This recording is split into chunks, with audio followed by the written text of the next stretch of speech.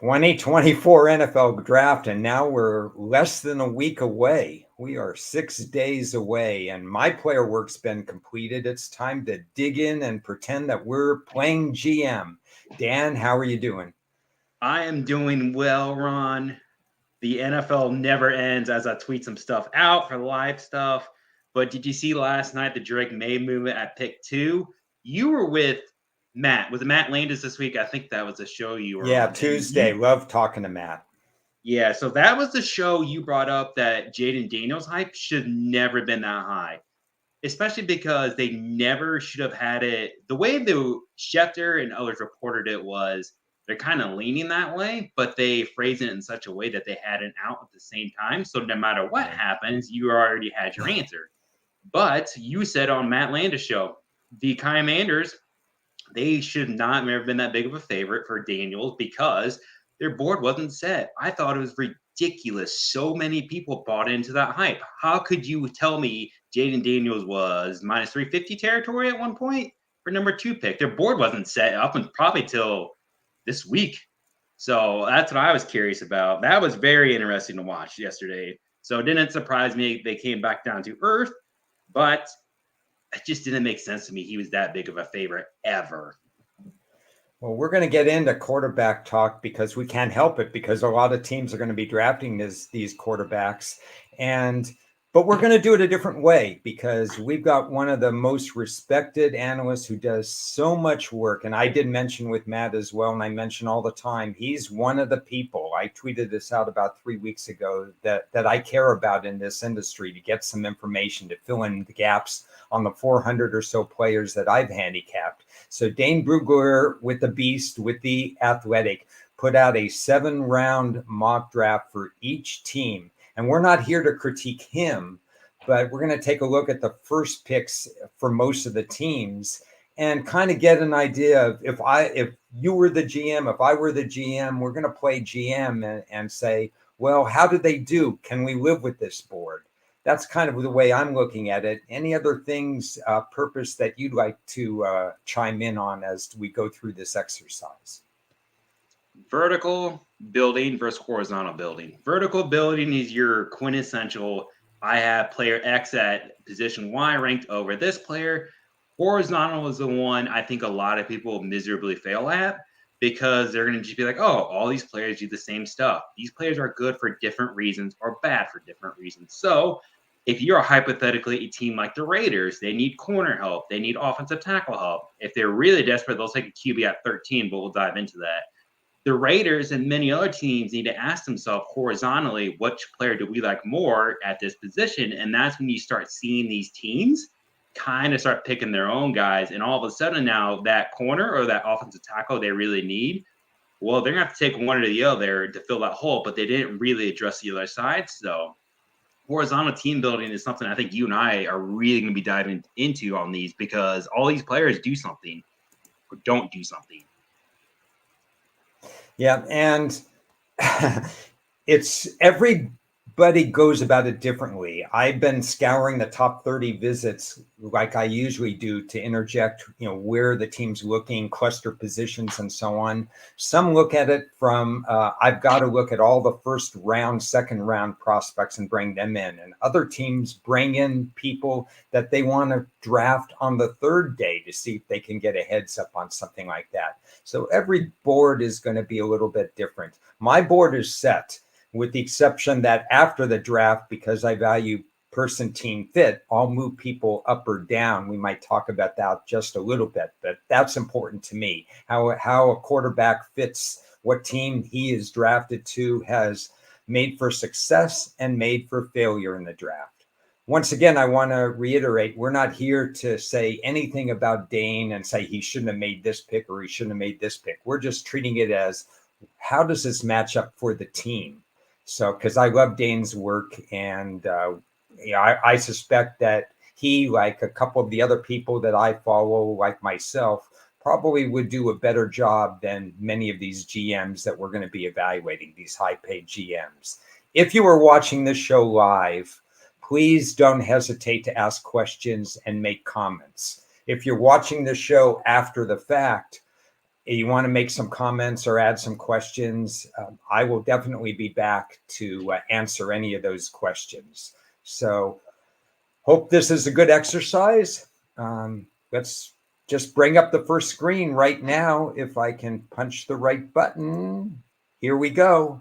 Arizona Cardinals. And so we don't start with a whimper. We start right away, Dan, with a team that has 6 picks in the top 3 rounds. Where do you want to go with this? Well, we have a mistake on that first screen. That's supposed to be a 4 next to Marvin Harrison Jr. Just a simple error there. But the Arizona Cardinals were the team last year. Everyone fell in love with that clip with the GM trading up or down. I don't know which part of the clip you looked at. But the Cardinals, they took their lumps last year. They were prepping for this draft and probably next draft too, depending on what they do this year. But Cardinals need players. 6 picks, top 90. They need a wide receiver, a blue chip player. Cooper DeJean, they need corner help. They need edge help. They need defensive line help. I'm not going to run down the rest of these names, but they just need players at this point. I will comment on the Cardinals. The rumor is lately they might trade down to 6 with the Giants if somebody really does want J.J. McCarthy, maybe Jaden Daniels or somebody else. But if the Cardinals trade down to pick 6, you would still get Malik Neighbors. And my guess is they still like him like Marvin Harrison. But this is a team who just needs players. I don't mind the trade up because they still have 6 picks overall. Now, can they actually do something with these picks and make these players pan out is a real question, because my guess is 1 or 2 of these guys will be bust, 1 or 2 will be okay, and then 1 or 2 will be really good, just because a 50% hit rate with so many picks is still deemed good. But this is the team. They just need players at this point. Yeah. So it might look a little confusing to see the 5 next to Marvin Harrison, but what Dane did with the trades down below is he did what Arizona did last year. He went from 4 back to 11 and then 11 back up to 5. So it's a little confusing. A lot of people are thinking that this is exactly what's going to happen because the Chargers are going to want to trade down. We'll talk about them later. And he still gets his guy, Marvin Harrison. So I'm on record as saying that, yeah, just run to the window and get Marvin Harrison. But I understand if this is a simple wink, wink, nod, nod, if Harrison is there, if they do these things that they have these pre-draft trades kind of worked out and they still get Harrison. Personally, Arizona has to get Harrison. DeJean is rising right now in draft betting circles, so we know he's valuable. Chop Robinson is for me, about where he belongs. And I'm like you, just go get players and fill in the gaps, because Arizona is one of those teams. The NFL is so user-friendly. If you draft a lot of people and if you had a bad record, you get a better schedule the next year and you get higher draft picks the next year. It's the teams that use them well that can move from 4th place to the playoffs. Let's go to the next team then. Let's go to Atlanta. And Atlanta is interesting, as we all know, because they seem to have an aversion to drafting an edge rusher. And Dane says, let's break that spell and let's give them Dallas Turner, the number 1 presumed edge rusher. What are your thoughts on what Dane has Atlanta doing? Is this the year you finally get to hit that checkbox, that little check mark, cross it off your list, however you want to phrase it? You got a pass rusher here. Although they could go maybe the UCLA kid, who I've heard is also very productive, but at this point, they just need a pass rusher. You get another guy, a defensive tackle, corner here, wide receiver. The one that kind of surprised me was the corner, because I don't know. They have 1 corner already. I think they've tried to address it other times on the second side of this guy whose name I'm drawing a blank on, unfortunately. But this is a draft where the Falcons finally get some defensive line help. But when you do take defensive line help, it takes probably about 12 to 18 months to see the returns, just the way the position works. But do the Falcons finally turn that card in? Although the curveball I've seen lately is that they actually might trade down if somebody wants Odunze, because the Bears essentially leaked they're taking him at pick 9 no matter what. So if the Falcons trade down to maybe pick 10 and get an edge, I would like that. Maybe they take another edge. This is just a really long way of saying, Ron, I think this is finally the year they take an edge and you hit that check mark. So If not, well, we'll be doing it again next year, the exact same topic with Falcons. I'm high on Latu, so I wouldn't mind him going here. This isn't necessarily a draft prop betting show, but just for the record, I have Latu going under 18 and a half in his draft slot. I have him to go in the top 10 and to be matched with Atlanta, 7-1 odds. Everything's falling right now because he was medically cleared. But I think he's a viable alternative. But I absolutely want to see them go edge here. Their other picks are fascinating because there's a lot of upside to Des Walker with North Carolina. There is some risk reward because it's a small body of work and there were some issues with paperwork and his academic standing and stuff like that, but he has talent. Lassiter has everything but speed, unfortunately, and cornerbacks without speed is a problem. He may have to slide over to safety, but he's very productive. I like that pick. I'm not as high on Mike Hall. Again, this is an Atlanta team that the coaching change is really a good one because I think they had some limitations in having that run-only offense. So if they can balance the coaching, getting the most out of their players with actually drafting the right positions, I think Atlanta, especially with Kirk Cousins, would be the deserved favorite in their division. So overall, this would be a draft that if I were Atlanta's GM, I would be fairly proud of. Let's slide over to Baltimore now. Okay. And Baltimore has a pick in each of the first 3 rounds. You know, it's not a flashy draft if you look at it. What are your thoughts here? Well, my biggest concern for the Ravens is always they somehow every single year just have a guy or two who shouldn't be there that is there. So it's probably going to happen again this year. The Ravens do need that offensive tackle replacement for Stanley because I don't know how many games he's playing anymore. When he does play, is he the same Stanley we know? I'm not sure anymore. So offensive tackle is really more about finding Stanley's replacement because more than likely this is probably his last year there or next year. So I like the replacement there. They need wide receiver help. Although isn't Xavier a bigger? I think he's a bigger guy, right? Like a Debo Samuel type player. He's the guy I found interesting. Safety, they probably do need another safety. They got kind of banged up toward the end, but I think that was more of the corner situation.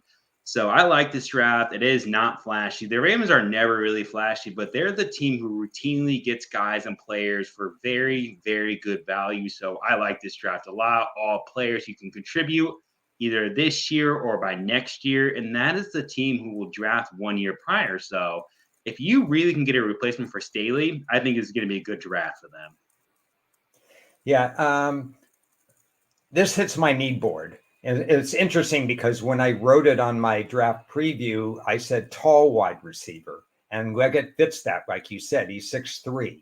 So this is a good fit. I'm not quite as high with Morgan as some of the others, but I do have him kind of straddling the 30-35 range as a versatile offensive tackle, offensive guard prospect.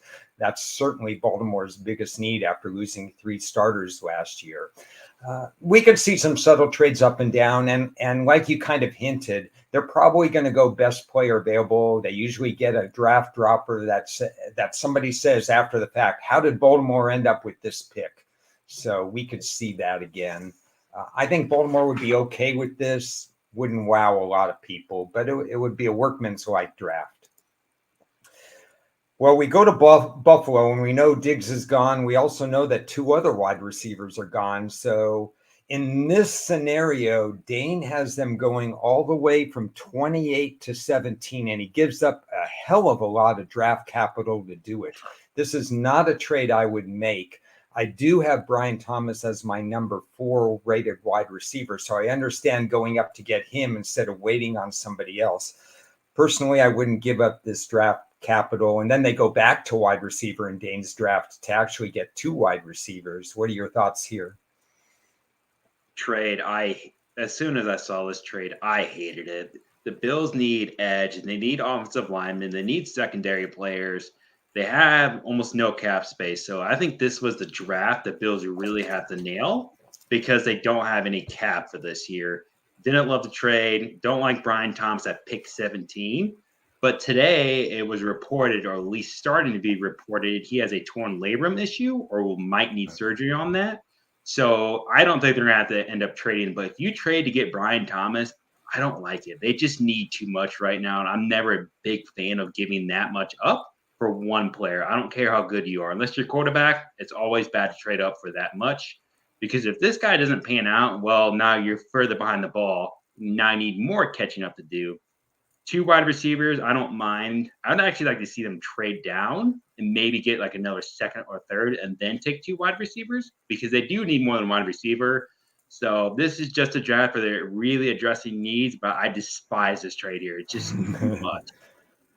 Yeah, I understand that. The players on this board are not bad players by any means. They would be upgraded this way, although they do have sneakily more needs than we think. Injuries and then losing a few players to free agency by choice.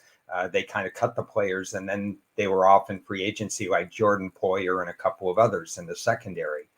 So it'll be interesting to see what happens. And you're right, there was some news about Thomas, and we're going to get news.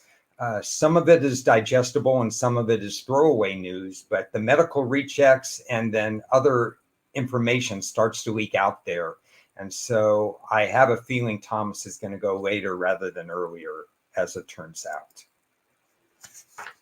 So let's move on to Carolina.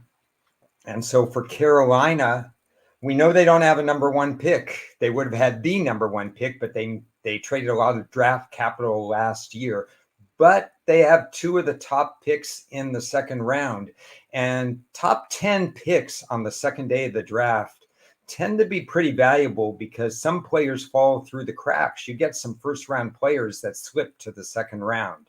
Interesting 4 picks here. I included in this particular scenario looking at Ben Sinnott, the tight end. And I put this on, Dan, because tight end is a crying need for young quarterbacks and a crying need for Carolina. So I wanted to include him, and Sinnott is a pretty nice all-purpose player as well. What do you think of these 4?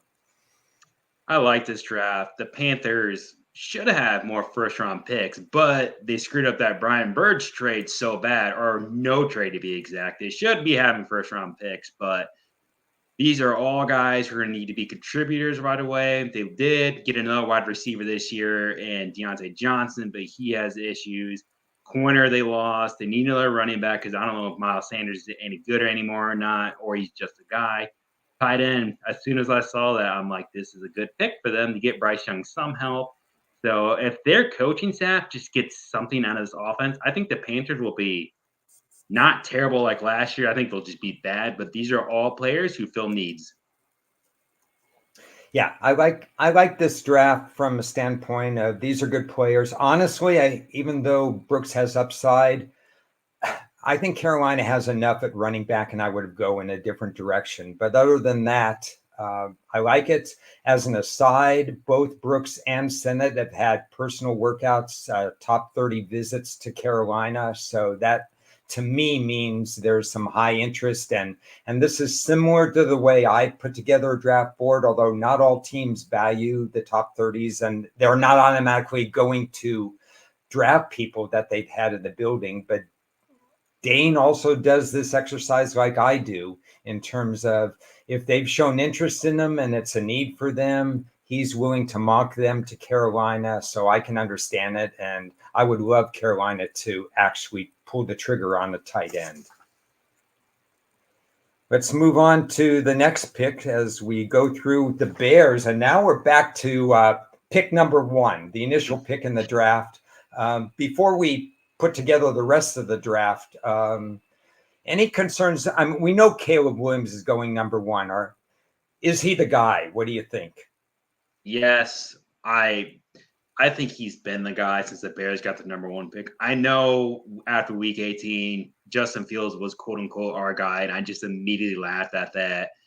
So I think people were bored. I think they've been wanting Caleb Williams this entire time, or at least Drake May as the other option. So once Williams was cleared of any medicals, background stuff, I think they've had this pick for a while.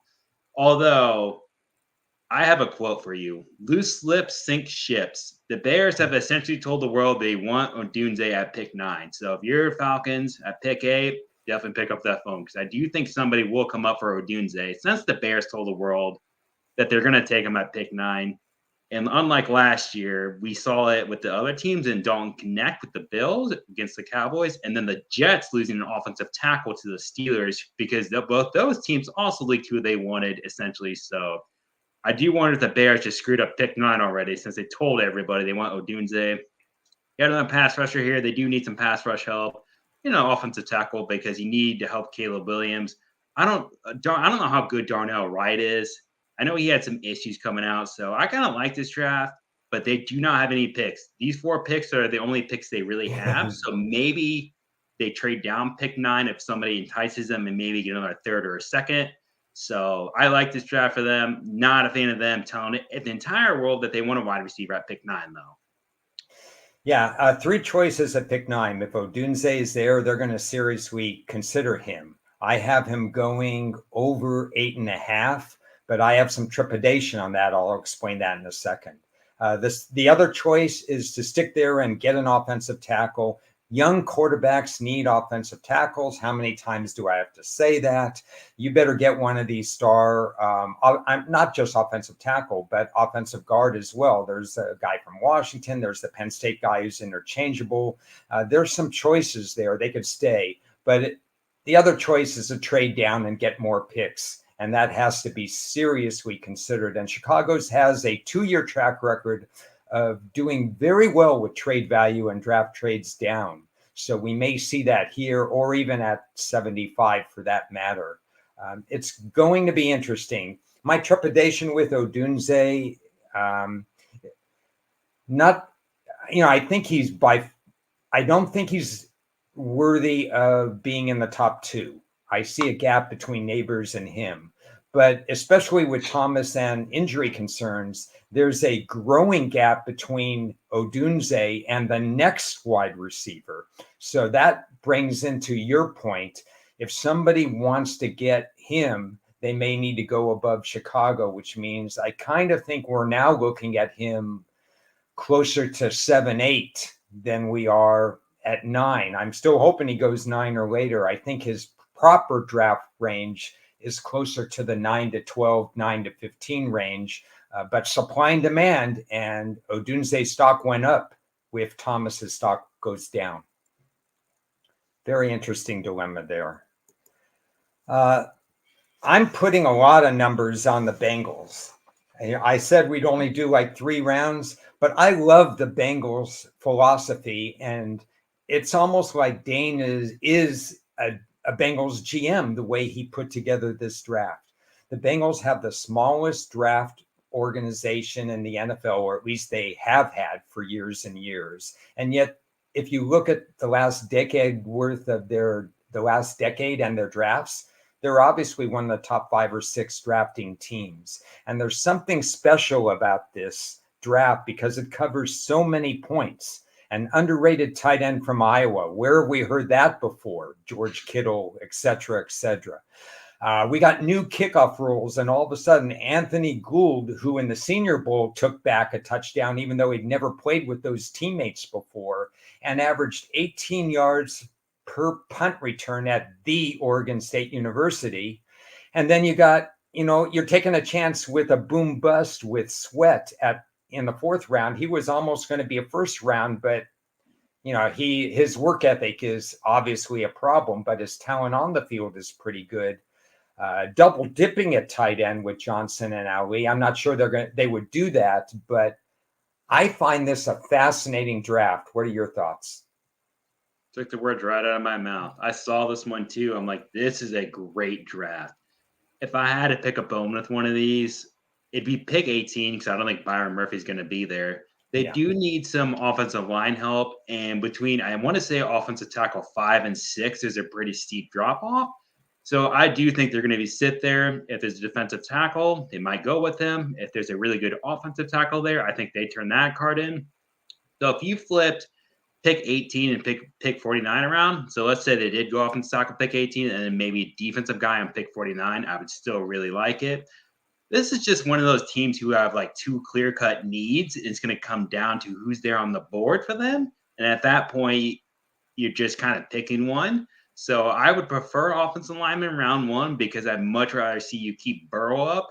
I know they brought some offensive tackles in this year, but are they any good? Are they actually going to play all 18 games? So I want to see some depth there. So overall, though, if this is what they turned in or something very similar, this would be a great draft. Pieces everywhere, depth everywhere, or at least replacement level. And the free agency was also very good. So That's the true. Bengals this year, if they have a good draft, I think they had a phenomenal offseason and are really primed to make another deep run in the playoffs. So good draft, good picks everywhere, some good value in other spots. So this is just a team who I absolutely love what they've done. Get something like this, tight ends, love it all. Yeah, it's going to be fun. If this is their draft, that's going to be interesting. I agree. Murphy may not be there. If he is, wonderful for them. So let's slide into a team where we only have to talk about 2 picks. The mercurial Cleveland Browns. What do you think? Well, I don't have much because they're just so late. They're so analytically minded anymore. So I have no opinion because I just don't know what they're going to do this late. Offensive tackle, defensive tackle, both some depth pieces there. I don't know if those players are any good or not, or they'll transition well. So if Cleveland Analytics kind of likes what the Browns do, I'm going to bum off him because that's a guy who talks Browns and Cardinals, or a guy I listen to a lot because he's just so well in tune with those two teams. So if Cleveland Analytics likes this draft, I'm probably going to like it too. But I can't say much for pick 54 and pick 85 here. Maybe I'll make a note, or maybe you can make a note, text these 2 players. What does he think of them? Because I think it's a lazy draft for Cleveland. They did meet with the offensive tackle from Yale, who has some upside. But if you're from Yale, you're going to need some developmental time.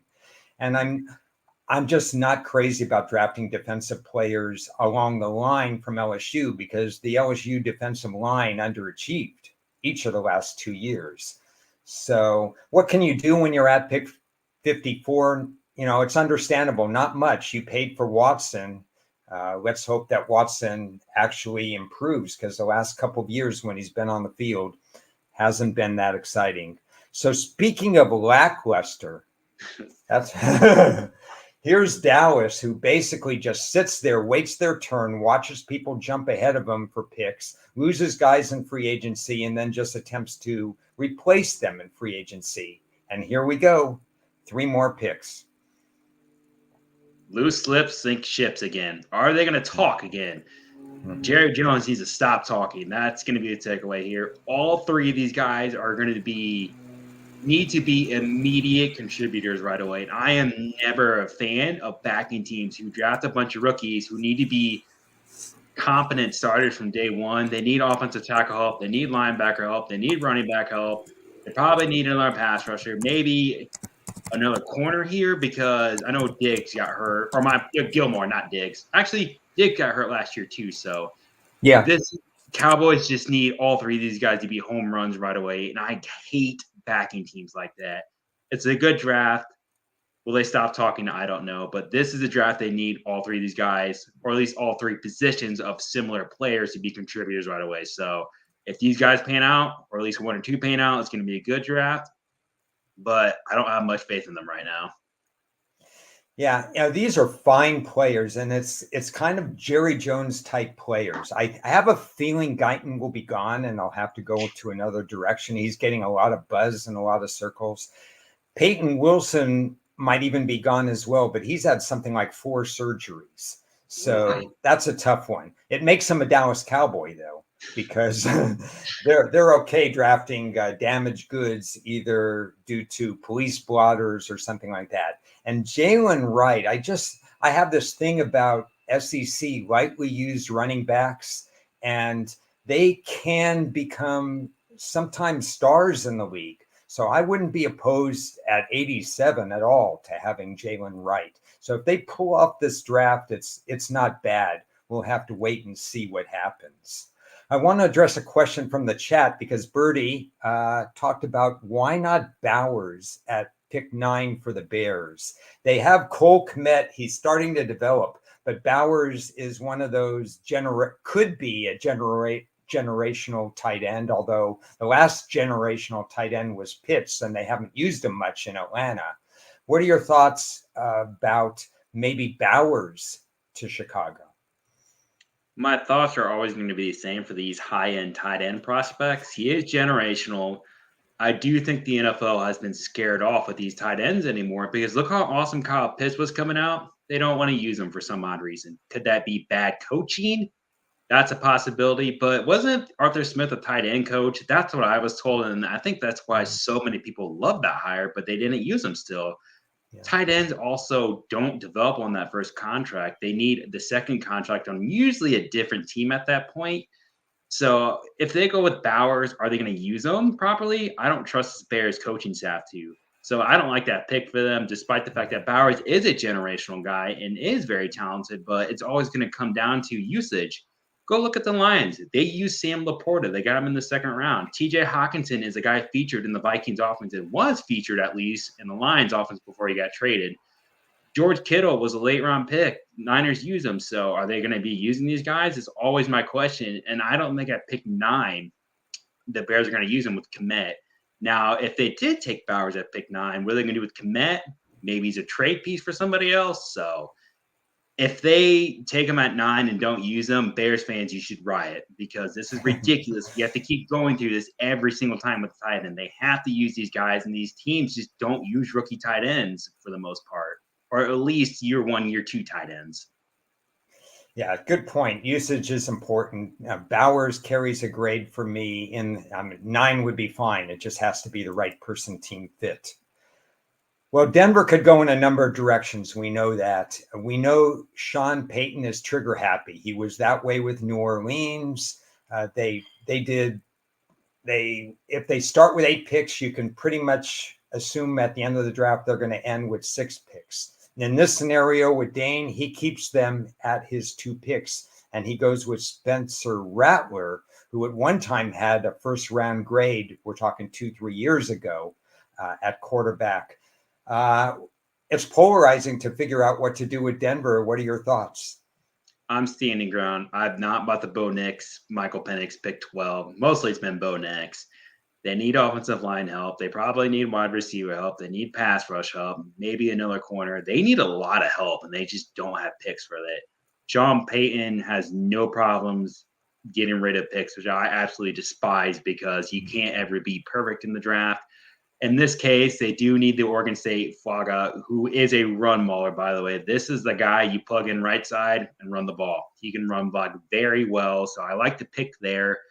I've also started seeing Brock Bowers to the Broncos, and I do like Bowers to the Broncos. Sean Payton will use a tight end, Jimmy Graham-esque in the slot, so I trust him and Bowers a lot, actually. So if the Broncos go tight end here and then maybe they trade it for Nix in this scenario. You could go that route. They could go with Rattler, but you would get a tight end with a coach who knows how to use tight ends, with a history of using tight ends at least.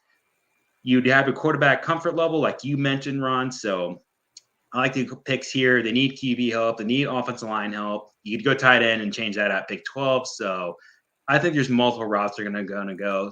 Although we're going to see if they truly love Nix. If they turn in that pick for Nix at 12, this franchise is done, in my opinion. Nix is not worthy of being that high. Maybe a high grade, or not grade 2, a round 2 type player. But if you run to turn that card in, geez, this team is going to be bad. Yeah, I think the more likely scenario is that they trade up from round 3 using a first round pick next year or a second round pick next year and go get a Penix or a Nix or somebody like that. And you're right, the buzz has been Nix. Certainly not at 12, I would think, based on his draft status. Over under has changed where it's like minus 200 that he's not in the first round or even more. So the expectation is Nix is a second rounder. You know, if they stuck here, and they're probably not, but if they stuck here and took Rattler, I'd probably give benefit of the doubt to Sean Payton because I think he made Jameis Winston somebody he isn't. He made Jameis Winston throw fewer interceptions. He'd have to do the same with Rattler, who's interception prone. I wouldn't mind this draft, although if they weren't married to Fuanga, I would like to see them do something that they haven't really ever done well, and that's trade back, maybe recoup that second round pick and get an offensive lineman at around the 20 spot, and then have a second round pick to fill another need.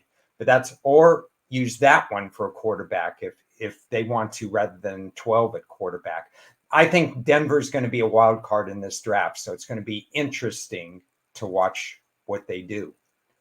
And thinking of interesting, the Lions were the most interesting team on the board last year in terms of when they lost Witherspoon at pick 5, panicked and started trading up constantly. But all they did was draft 4 starters. So they came away with 4 really good players. And it's going to be fascinating to see what they do. Remember, they have pick 29 in this draft. So if you look at this board and you say, wait a second, why are you showing Detroit at 44? It's because in Dane's mock, he has them moving down 44.77 for 29, which is relatively fair value. But Dan, as you approach this draft, maybe look at it from what do you think they would do at 29, and also what you feel about this board if they were to trade down at 44. I am happy you brought up the Witherspoon situation from last year. That was another team who leaked they wanted corner. I don't remember hearing his name for that, but they leaked they wanted a corner bad. It definitely panicked, but it did pan out for them. They did get some starters, despite the fact they took a linebacker round 1, and that's a bad positional value, but at least he's a contributor at that point. So you did pan those picks out. This is a draft where I've had a tough time with the Lions do. They do need secondary help. They probably need some defensive line help. This is a team who I think could trade down. They're going to sit there and see what the options are.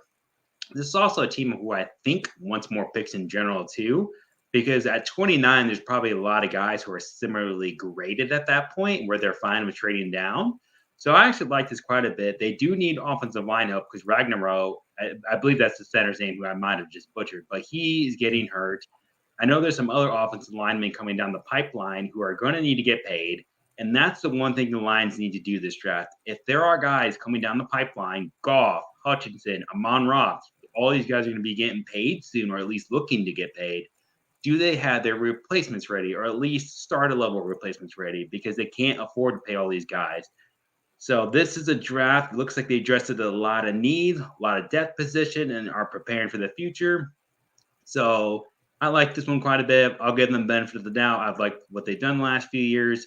Though if they lose Ben Johnson next offseason, is this the same team? I don't think so. So I do think they're going to start acquiring more picks overall. Yeah, I'd like to see them go get a wide receiver. Polk's interesting. He has a ceiling as wide receiver too, but that wouldn't be bad for this team at all. I kind of like him. They had a top 30 meeting with Carson, so that's interesting. He's not necessarily high rated. I mean, to me, he's another guy who would be more 4th, 5th round for me. If ever, this one's for Chris, Las Vegas Chris, my partner in crime. If ever there's a Detroit Lion on this board, it's Zach Frazier, who had surgery and yet worked out twice, once at the combine and once at his pro day, way before he probably should have worked out. He's a gamer. He would be properly drafted in the 40s range. Personally, I'd rather see them stay at 29 and get a defensive back, actually.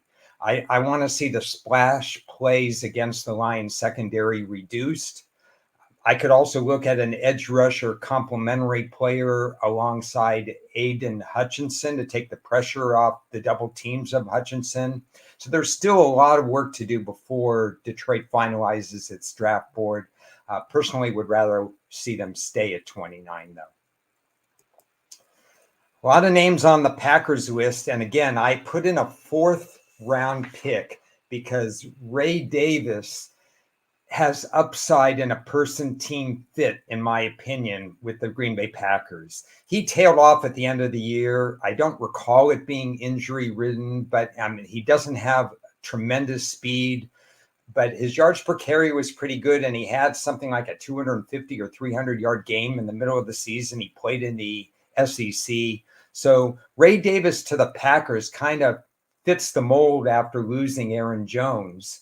So it's kind of interesting from that standpoint. What are your thoughts overall on the Packers?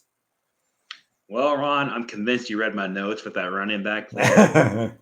With the Kentucky thing, keep in mind last year, from what I remember with Kentucky, their schedule was very biased one way or the other. Beginning of the year was pretty easy, but by the end of the year, their competition went through the roof and it was very difficult for them. So maybe he just ran into better competition at that point. And Kentucky is not a team who recruits very well, offensive line wise, or just not a football powerhouse. So if he was productive, I like that pick quite a bit. And the real question with that one is, do they have to run a different playbook with them? Josh Jacobs is unique, and Aaron Jones was unique because you could at least run similar offenses. But when you brought in the running back AJ Dillon, who was only good for 3 yards of carry, nothing else, I do wonder if that hurt them offensively because it was so blatantly obvious what they were going to do so many times with Dillon. So if Ray Davis and Josh Jacobs can be similar guys and be using the similar playbook, then I really like that pick. The Packers are a team who do need corner. This is where I've seen Cooper DeJean go a lot. He's Iowa, right? The Iowa corner safety guy. Right. Yeah. Yes. And you mentioned DeJean. I'll interrupt just for a second. I can't get it out of my mind that he's going to be a Packer. That's the most Green Bay Packer guy out there. I think they will run to turn that card in if he's there. I don't know if he's going to be there at 25 because he did have such a good pro day. So you can go off the lineman at pick 25, and I do think they go that way if DeJean is not there or another corner. But by pick 25, you're getting in that weird territory of there's teams who need corners and offensive line help. So you could see a run in that situation. But pick 25 here, they do need some interior help. But the Packers are a team who develops offensive linemen. So you see it with pick 91, offensive tackle. They did lose Bakhtiari finally. They finally let him go. So maybe they'll finally get a real left tackle who shows up for more than 2 games a year. But the Packers are a team who will gladly trade down and sit there and take their own guys. But I do like the fact they have multiple seconds and multiple thirds. And I think that's where you really start seeing these teams who value certain traits and certain guys and trading down, where you just get more bites at the apple. All these players can contribute right away, or at least get ready to contribute next year. You have defensive line help, linebacker help. You need more secondary help. And the biggest addition is not actually on the Green Bay Packers list right here. It is not having that DC anymore, whose name I'm drawing a blank on, who, for the love of God, could not cover a single dude because the Packers defense last year was just so ugh. So I do think having the new DC will finally get to see these players who were drafted very high start seeing them be more productive, or at least not be as bad as compared to other years. So overall, I think this is a great draft for the Packers. I do think they probably trade down one of these picks, a higher pick. So we will see what they do, but they are going to be a team at pick 25 who they need to address offensive tackle or offensive line or corner. So overall, a good draft. Yeah, Joe Barry was a defensive coordinator, not well liked, especially by Green Bay fans. Does the draft matter? Of course it matters. And it's going to be fascinating to watch Green Bay, Detroit, Minnesota, who comes out with the best draft, because Green Bay is a very young team. Also for Green Bay, historically, they double dip early at positions. They double dipped at cornerback. 3 years later, they double dipped that defensive back again. They've triple dipped at wide receiver each of the last 2 years. I expect another, within these first 5 picks 25 through 91, I expect some double or triple dipping somewhere, whether that's going to be in the secondary, whether that's going to be along the offensive line. This is an interesting array of players that have ceilings and floors. I don't think any of them are sure things, but I think it would improve the roster. And when you have 5 of the first 91 picks, you have to improve the roster. Very interesting times for Green Bay. They should be moderately excited about draft day and their potential to make the playoffs and do some damage next year. In the NFC is particularly. Okay, so Houston, we're here. They intentionally traded out of the first round, which was a little bit confusing to me since they were so all in free agency. But here we go. Here's some 3 picks there. I don't have much to say about these 3 picks. What about you? Going back to Packers real fast, I think they double dipped last year at tight end too. I think they took the South That's Dakota true. State, Oregon State kid and South Dakota State kid. So that is a team who has zero issues double dipping. Thanks Texans, for bringing that up. Thanks. I was thinking about that when you were bringing off those double dips. Texans here just seem like guys they kind of need, positions they needed. I'm still not sure how I feel about that first round trade yet because they got Diggs, which I absolutely hated for them.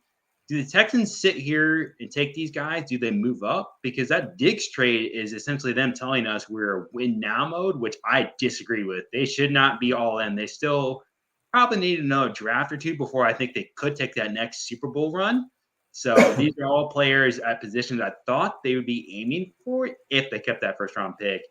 But Ron, if they trade up, since they seem like you're kind of impatient now after last year, would you really be that surprised with them? I wouldn't.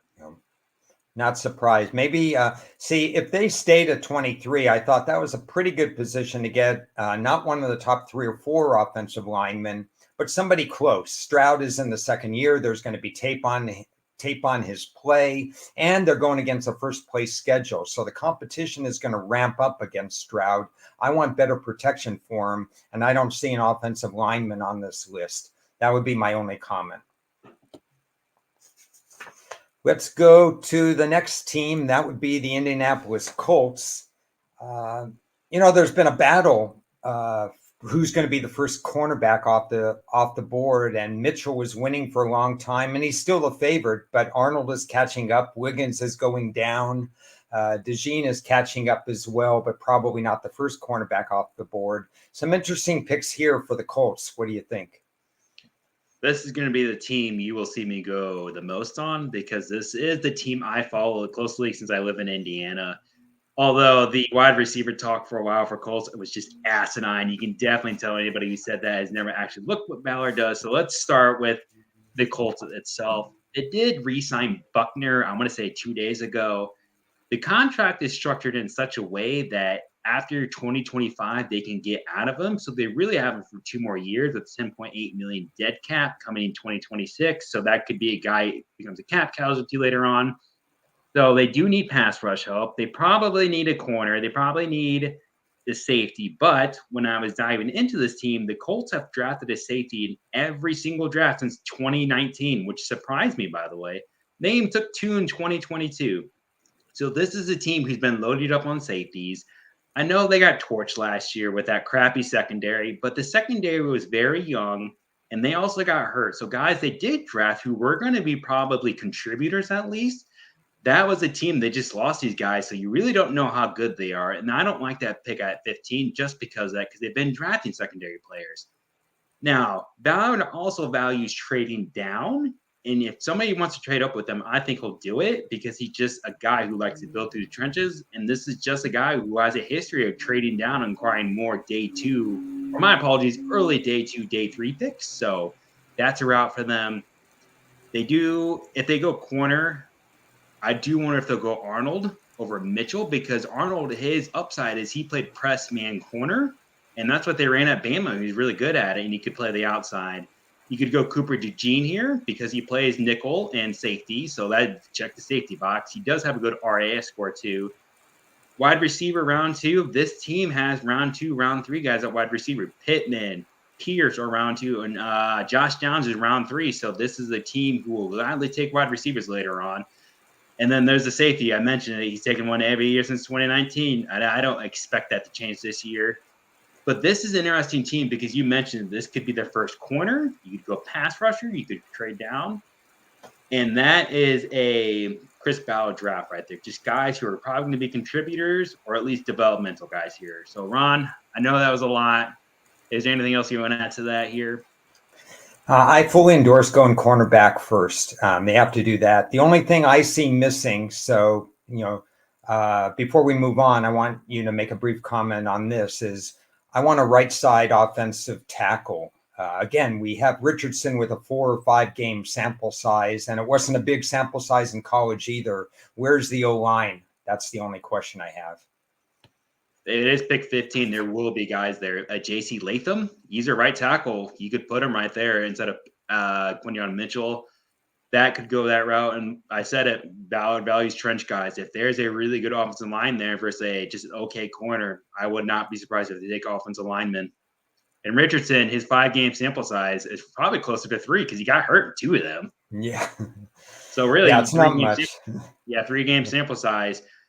I've also heard rumors of Bowers going to the Colts, and that would be the tight end. Get a young quarterback at tight end, but I don't trust that offense. And on top of all that, are they really going to leak out? Chris Ballard over the years is a guy who I could almost never get a read on because they almost never leak any info or at least anything relevant, in my opinion. And then all of a sudden this offseason, I heard it got leaked, which did not pass the smell test to me. So I think there's like 5 different picks there or 5 different directions you could go overall. Tackle, trade down, tight end, corner, offensive lineman. And they're going to be interesting too. Them and the Broncos are the top 15 teams I'm looking at are becoming more and more wild card as I dive further into this process. Yeah, my draft for them would be cornerback, offensive lineman, 2nd round, wide receiver 3rd. But it's close.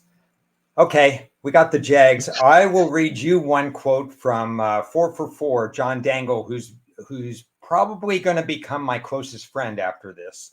Hold up, he's established the run now. He switched from 4 to 4. I do work for them. That's why I know, but he's established the run now. But he still does great work. Okay, I got this. Okay, that's good to know. Yeah, I think he worked with Evan before even. He did. So he agrees with Dane about Kool-Aid McKiskey at 28, which is about his draft range. I have him below the top 4. So does Dane. That fits and so on. So we've got agreement there. He said McKiskey underwent foot surgery in March, but GM Trent Baalke's infamous draft and stash strategy knows no bounds. So we get a Baalke quote in there. McKiskey to Jacksonville. To be honest, for me in this particular case, if the top, and this involves a trade, by the way. So anybody reading this, Jacksonville has the 17th pick in the draft, not the 28th. But in this scenario, this is where Buffalo traded up in Dane's mock and gave Jacksonville a ton of talent. I'd make this trade if I were Jacksonville. But the thing is, if they're at 17 and either Mitchell is there at cornerback or Arnold is there at cornerback, I'd rather stay and take them instead of McKiskey. Although if I got this draft haul, I would probably take it. I don't have much to add. This entire section I just put, just let Ron talk. You and I are both you and I are just so anti-Baalke anymore. So I do like that trade down. Is he going to do it? I don't know, dude. You and I both don't like him. So I like to trade down. I like to pick. I think he got it was a Lynch Frank surgery, right?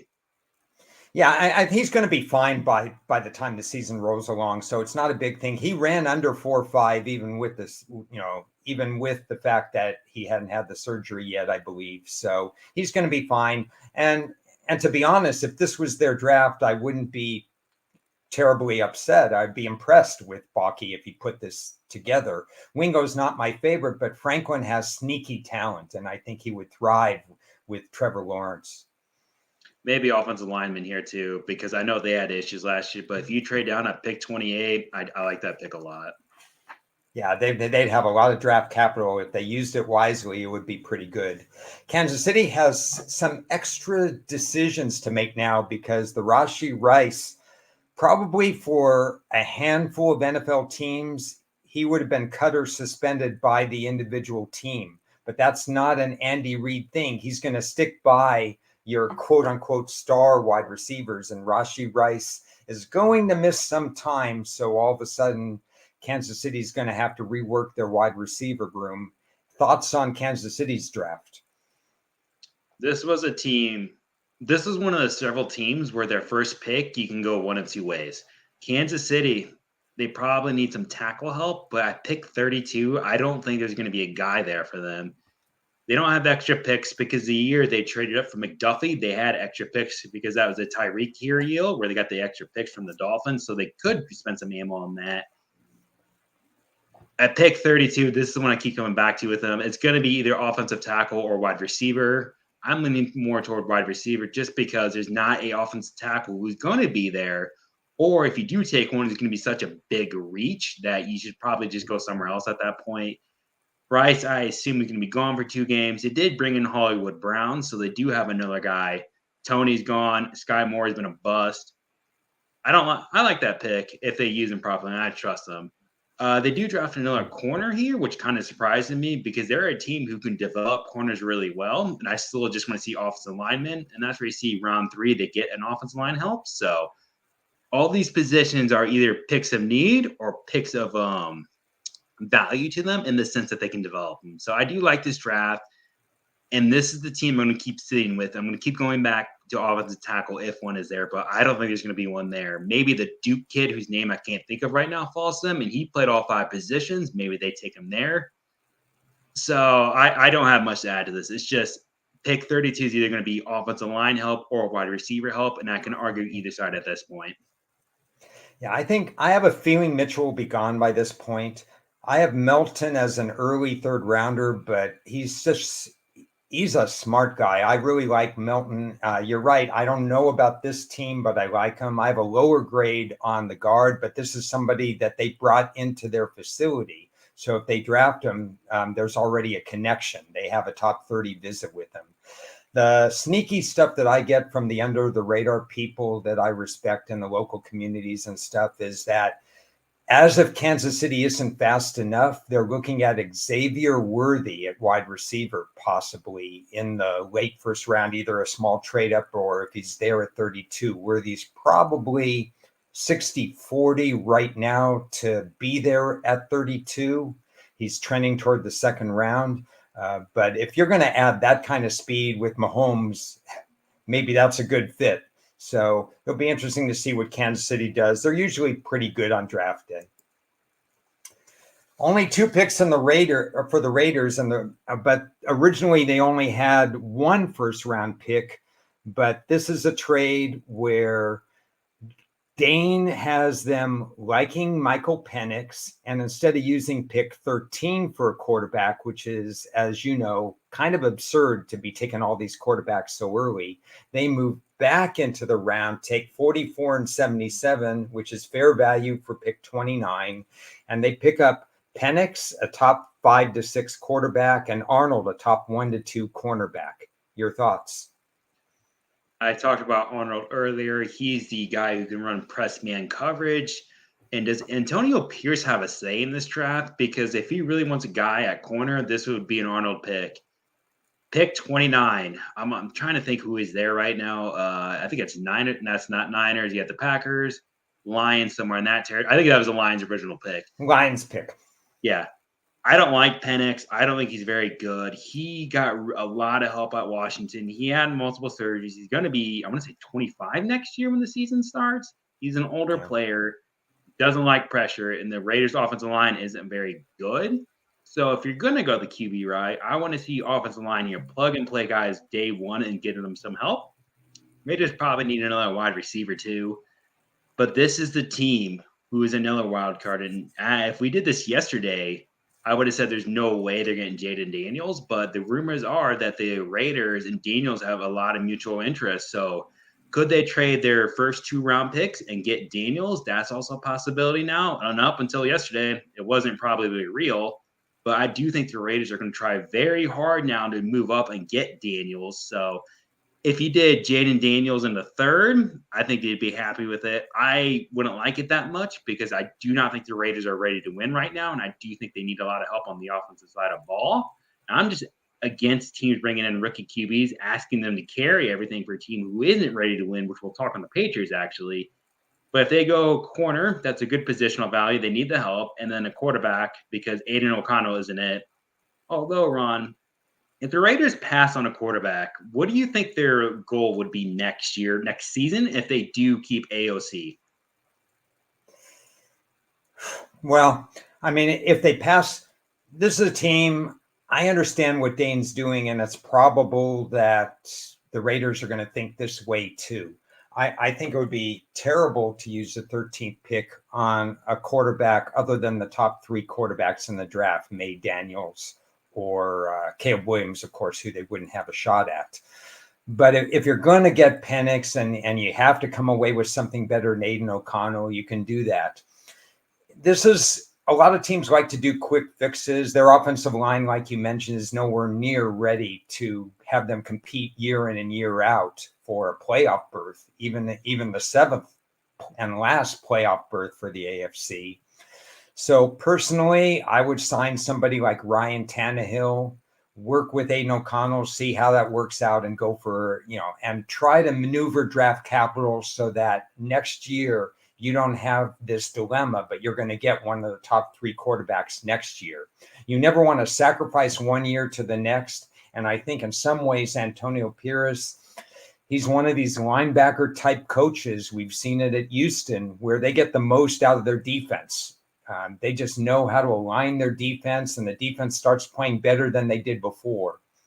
And if they took Arnold, that would be a step in the right direction, because we know the past regime, Mike Mayock and the coach, John Gruden, they combined to make some weird picks. And most of those guys have been purged from the roster ever since the new regime took over. So it's time to start anew and draft some quality players. Arnold would be a great start, and we'll just have to see what they do the rest of the way, because there are so many fascinating storylines that do not involve quarterback in this draft. This one probably does involve quarterback. What happens with the Raiders?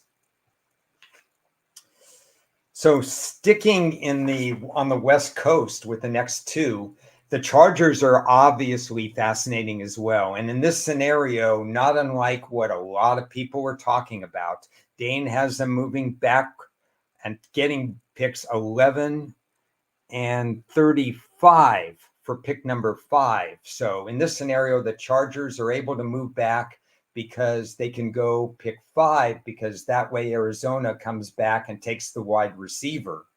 So it's not, in this case, 4 quarterbacks have gone already, but somebody wants Marvin Harrison at 5, and the Chargers are willing to trade back. So here you go. There's only 2 Michigan guys on the board that he's drafted out of 4. The former Michigan coach, Jim Harbaugh. What do you think? Slacking, man. You need to get 3 Michigan guys. There's 2 ways you need to approach a charge, and I do think you need to argue both of them. Let's start with this one on the board. The Chargers get a right tackle, J.C. Latham. I like him quite a bit, but I do think it's going to be the Oregon State kid, Flaga, whose name I still should probably stop trying to say.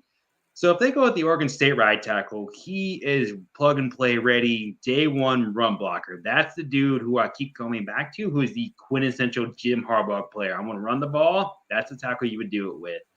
They start getting some defensive line help, because I don't think Khalil Mack and Bosa are going to be there after this year, because they got rid of those 2 wide receivers. And I do think they're going to consider, because they need those replacements. They go wide receiver here, Coleman. Solid player. He had some issues this year. He started off hot and kind of fell off a cliff draft-wise. And then you see Blake Corum, they're running back to Michigan. They get another running back help. So this would be a very Jim Harbaugh draft. Guys they're looking to replace, and guys who are probably going to be playing a lot more and starting right away because they need the help. That's scenario 1 in this trade. Now, scenario 2, I'm going to throw at you. What if they keep pick 5? My guess is they go put Malik Nabers at that point, because the offensive lineman would be Joel Alt, but he's left tackle. Chargers don't need left tackle. If they keep the pick, it's probably going to go Nabers, and then you would see round 2 maybe guard a tackle. Yeah, somebody could jump Tennessee at 7 and try to go for Joe Alt. You never know where the Chargers would go.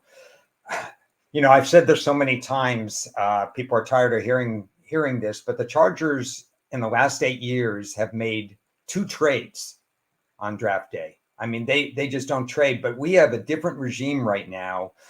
They've dumped their top 2 wide receivers, essentially. They're going to go to building the trenches, even though I'd like to see them add defensive backfield help. I think both Latham and Fuaga are the best fits at offensive linemen for this team. They play right tackle, and they're monsters against the run. The difference here is Latham's a little bit more penalty prone, but he also played in the SEC.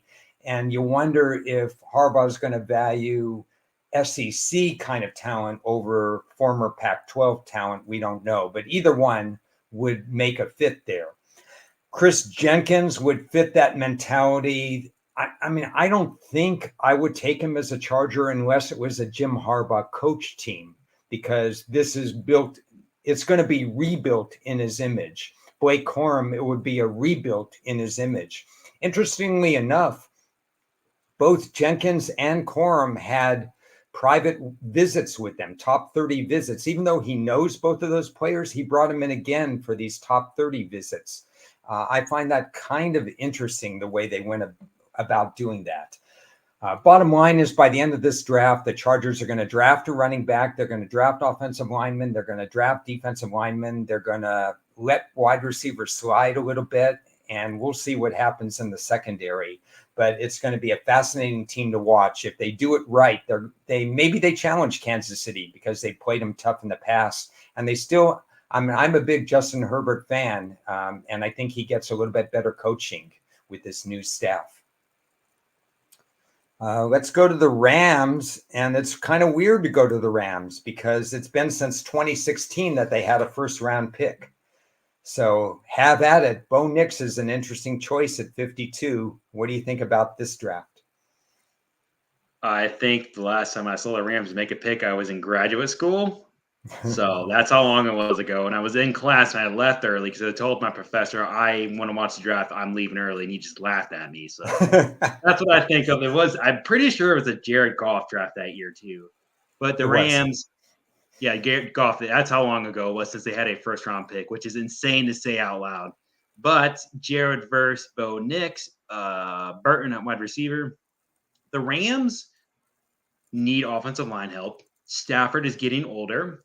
So I do wonder if they'll take a playmaker here at wide receiver instead and try to help Stafford and try to maybe make one more deep run with Stafford. I doubt Nix will be there at pick 52. But what if the Rams really do love a quarterback and they're like, hey, Sean McVay, are you committed long term? We will spend draft capital because that is a team who will gladly give up picks for players and get a quarterback you want for the long term. Wide receiver, I mentioned it, they need help. So this is the team who you and I have probably very little first round experience with because they just had guys, just never had it. So they're just taking best player available. Puka, big addition last year, and the Rams had a really good draft, but you need another good draft to offset the many other years where you didn't draft almost any other players, or at least late round players. So if the Rams come away with 3 picks, top 80, two of these players become productive players, I would deem it a good draft. But they're just always a wild card team. They took Tutu Atwell, 2 years ago? And he hasn't done almost anything at all because he's just so small. So this is just a team I'm going to constantly circle around with, constantly monitor what other people are saying, and kind of just play not what mainstream media thinks, because I don't think anybody really knows what they're going to do yet because they're never in this position. But if the Rams get 2 of these 3 guys and become productive players, it would be a good draft in my opinion. Yeah, I think it's kind of up in the air. The Rams, I was wrong on the Rams last year, as I'm sure a lot of people were. I thought it was a good draft for depth, but I didn't think it would have impact, and it clearly had impact. And we're starting to see a trend, maybe because college players are better equipped, or maybe the super senior COVID years and so on, where being in the top 5 draft from a particular season correlates to getting overs for season wins, and being in the bottom 5 has been correlating to unders for season wins. So the draft is increasingly it just matters. So the Rams did a great job last year. Speaking just to these 3 picks, I think Verse would be a fine addition. I think Nix could be groomed. Nix is just a really good character person quarterback with high percentage. You'd have to tailor the system to work with him. Burton's getting a lot of love right now. He was highly recruited, obviously, to be at Alabama. He was highly recruited. I don't think he did enough at Alabama, so that slowed his progress. So in my eyes, he definitely is more of a 3rd rounder. But this would probably move the needle a little bit, and the Rams would get some attention. It's not a bad draft. I wouldn't call it world class at this point. Only 2 picks for Miami. Miami, who's only had 8 picks total in the last 2 years. Last year, they only had 1 pick contribute. So they better make this count because their second string is more like a third string for many teams. They cannot afford injuries like we saw at the end of last year. Injuries killed them. These are 2 fascinating players for me. What do you think? I think you just nailed it. They haven't had any picks. They need to nail this draft, but 2 picks, top 55. You need to trade down and get some extra picks in this situation, but they do not here. They do need edge help because Bradley Chubb towards ACL late. There was a Phillips. Phillips was the guy who blew his Achilles out. So are those 2 players who week 1 are even there is something I do not know. And I do expect those players to come back at some point, but I'm assuming the first month they are not there. So they get some edge help because that 2 medicals are good to go. Although I think they're going to have to go offensive lineman. They did lose Robert Hunt. He wasn't very productive, but the offensive line was pretty poor to start with. And I don't think they could afford losing somebody else on that offensive line. So you could slot in an offensive line there too, and I would be totally fine with the tight end. They do have Tua, but are they use their tight end? How many weeks did I hear that they were going to finally use their tight end? Jaceki, athletic tight end. It just didn't seem like they were ever going to use him. So I don't like that pick because they just didn't seem interested in using tight end, even though the fantasy community loved Jaceki, but he just never got really used. So this would be a Dolphins draft at pick 55. I hate it because they just need help in other spots. And if you're not going to offensive lineman early, well, good luck to you. I hate pick 55. Pick 21 is understandable, but they need to win this draft or at least have real contributors come in this draft because they don't have another pick until we go from 55. They go from 55 round 2 to pick 55 round 2, and then their next pick is round 5, 158. And geez, you need more picks than that. Yeah, I wish they knew how to trade down because you just haven't added enough bodies these last few years. And again, the bodies they've added, only 2 out of the last 8 in the 2 years are contributing, and really only 1 has fully contributed. So that's a major problem. I do like these players. I think Sanders would be appropriately drafted, although, like you mentioned earlier, is tight end a position that system would use enough to benefit? And Sanders, yeah, the offensive line is a massive need. They've retooled the offense so it's a quick strike. Tua gets the ball off quicker than almost any quarterback in the NFL, and he has the speed guys in Waddle and in Tyreek Hill, where you catch the ball in stride and it works. I think Miami needs a new more. If these 2 players would definitely help. I don't think Latu's there, and if he is there, it'll cost me money. But I think Latu's too valuable to still be there at 21. We only have 1 pick for Minnesota, but we should probably talk as if they had pick 11 and 23. In this scenario, they moved from 11 and 23, also giving up a 2025 third rounder. When you move up from 11 to 4 to get a quarterback, that's just the price you pay. I don't have a problem with the deal. I have a problem with the player because I don't think McCarthy's a top 4 quarterback. I would give McCarthy a first round grade if he went to Minnesota because of the very things you mentioned. They have a tight end Hawkinson and they have a decent offensive line, but I would give Minnesota a grade. I would give McCarthy a grade in the 20s as a first round, not in the top 20. So if I'm Minnesota, if I keep pick 11, I'm taking a different position, cover cornerback personally, because their last 2 picks have not done the job. And then I'm moving 23 and I get ahead of a couple of teams and I hope that McCarthy's there. And if he's not there, I just avoid quarterback this year, ride with Sam Darnold and go for next year. It's kind of a dilemma. It's a quarterback driven league. So I've said enough about this. What do you think? I thought you just covered everything. You need to know what they're going to try to trade up for. Although I think they've been trying to get Drake May this entire time, which I would love as a fan to see Drake May go there because I trust that coaching staff. I trust that front office. The defense finally came to life last year, but I expected them to because Brian Flores runs kind of a complicated system. So I expected them to start slow. But I'm with you. McCarthy is not a high grade to me unless he's with Minnesota. because he's a younger guy. They didn't really ask him to do much in Michigan. So that is another conundrum. Is McCarthy really ready to run a real offense instead of just kind of ground and pound all game? When I think of McCarthy, I just think of that Penn State game where they didn't even ask him to throw anymore. Now, they did luck out, or at least they were coached up that game to kind of like push him around on the Penn State defensive line so they could run all game. But is McCarthy really ready to run an offense? Is he really ready to be the guy doing everything after coming from the Harbaugh system? And this is going to come down to, do you trust McCarthy at all? Or Daniels. You can put Daniels in there too if they are interested, but I don't know how interested they are because like I've said, I think they're interested in May, and you pay the premium here. So if you keep that, it's going to be McCarthy at 4 if they trade up. If they keep pick 11, they do need another corner. They probably need a pass rusher. Could we see we could see Dallas Turner go there if they keep pick 11. You could see Jared Verse, maybe Lat 2 if they like him a lot. Maybe the Texas kid Murphy. So if they keep pick 11, I think it would be a pass rusher or a corner there. But if you go up to quarterback, you have to make this work. If not, you and your entire coaching staff and GM are getting fired. Yeah. It could be smoke screens, and then the fan base would love McCarthy.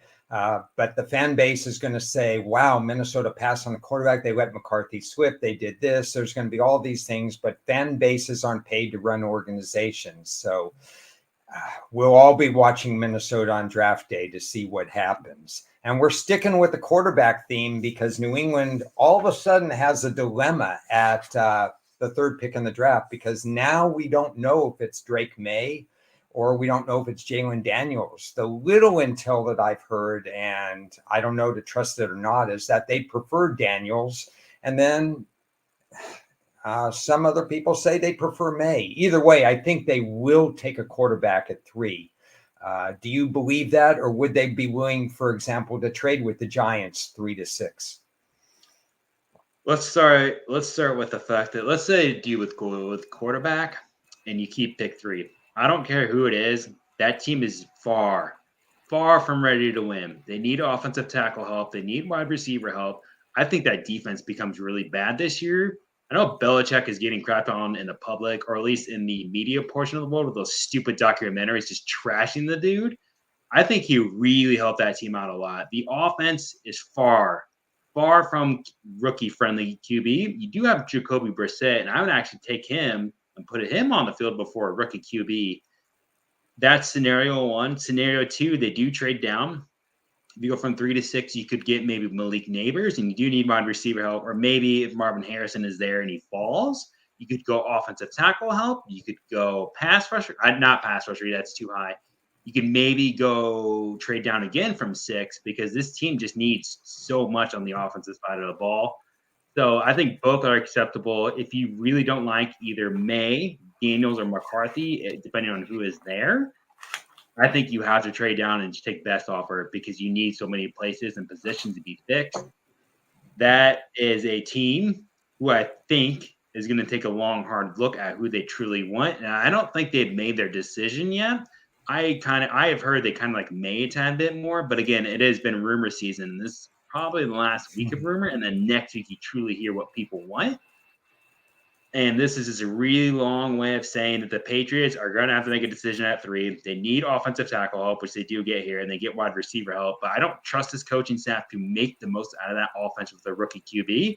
And this is a team who's going to have to ask themselves, do you really want to take Daniels or McCarthy if we wanted May? Or if Daniels does go to, do we want May or McCarthy? Or do we want a quarterback if we don't really like it to these guys?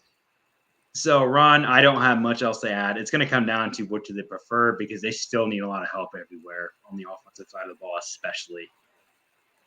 I'm going to treat this like a 2-year exercise, because New England's win total is 4.5, which means they're tied for last in terms of the perceived number of wins they're going to have this season. What that means is they're going to be drafting high again next year, according to most people's expectations.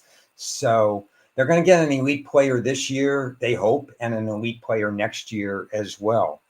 If they take Drake May or Daniels, I'm okay with that. If they trade down, I don't want them to go past 6. That pick has to be Harrison, Neighbors, or Joe Alt, your bookcase left tackle for the next decade.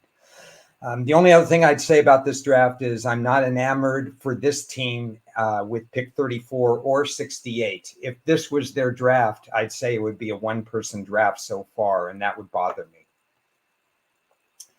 Well, boy, I guess we're going to stick with a quarterback theme because, well, not yet. We got the Saints. We got one team between them and the Giants. Small draft, which is typical for the Saints. Current thoughts on what Dane has. If you're the New Orleans GM, are you satisfied with these two picks? No, but the Saints over the years are a team I just despise what they do in the draft. They just trade up, whiff on the trades, and then they're constantly playing catch up, constantly in cap hell, and constantly trying to just replace guys that they should have never taken to start with. Offensive tackle here, I think you go to the Penn State kid too. He's a bigger guy at left side because they do need offensive line help, and I think they do take offensive tackle there at pick 14. So it's going to come down to preference. I don't mind that pick. Will Worthy be there at pick 45? I don't know, but they do need wide receiver help. They probably need pass rusher help. And there might be some guys who are there in round 2, but these are 2 picks who are going to be probably playing day 1. And yeah, at least you have something there for Derek Carr because the Saints right now with these 2 picks are telling you we need to help Derek Carr. Although it didn't take that long for them to figure out they really don't like Derek Carr. So if you can just make Carr capable, I do think the Saints are probably 8 or 9 win team. And these are 2 players who you need to win on or at least be real contributors because they really need help at both those positions. But they're never going to trade down. That's why I didn't bring it up. They don't have picks 3 or rounds or picks in round 3 or 4 if I can talk. But these are guys, they're just, you have to win. And will they go those positions at 45? Not sure yet because they also need help in other spots. But if you came away with these 2 guys, I'd be fine with it. You need their help.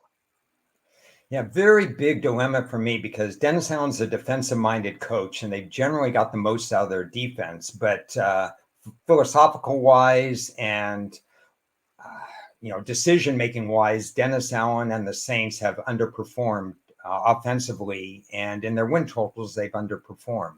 They have a pretty good track record of hitting in the first round. These 2 players are fine for me. I have no problem. I think they elevate the offense. I'm worried that the best Saint teams always were able to stop the run, and they haven't stopped the run in 2022 or 2023. So I'd rather see, I'm blanking out on the name of the person. I think it's Murphy. I'd rather see them look at Murphy or trade down and get Newton in that first round. But I'm very comfortable with them going with the offensive lineman that you mentioned, and I'm very comfortable addressing wide receiver as well. They would hit my needs. So it's kind of a dilemma for me. I just want to see 2 good players and see what they do, maybe even be shocked if they trade down. Atlanta's not a sure thing, even though they should be the lukewarm favorite in that division. Tampa's an interesting team. The Saints are in the mix, so let's see what they accomplish. Healthy Lattimore would really help as well defensively. New York Giants, first thing I'll ask for you is, do you think they should take a quarterback this year? No, you don't like Daniel Jones. JJ McCarthy could be Daniel Jones 2.0, and you're doing this exercise again 3 years from now. Maybe if you really like Jaden Daniels, I don't like Daniels that much. I just don't see it with him. I just think he looked good in certain games, but he's not a guy to me I could build a franchise around. So the answer is going to be no, but it is the Giants.